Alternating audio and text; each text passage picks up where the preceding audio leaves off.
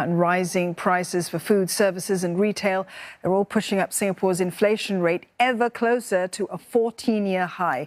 The Trade and Industry Ministry expects prices to remain elevated in the next few quarters as well, thanks to ongoing supply constraints as well as a tight labour market that's keeping those wages up.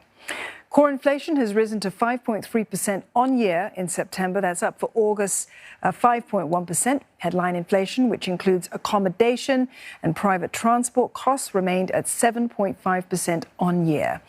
Prices rose in most major sectors, including accommodation and services. But this has been moderated by a dip in the cost of private transport.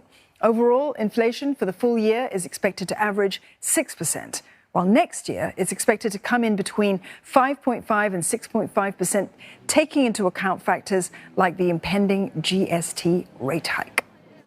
All these disruption plus still resilient demand and the tight labour market within Singapore essentially just continue to see prices being passed on to consumer because businesses say, oh, consumer can take on the higher prices, and we are seeing that being passed through.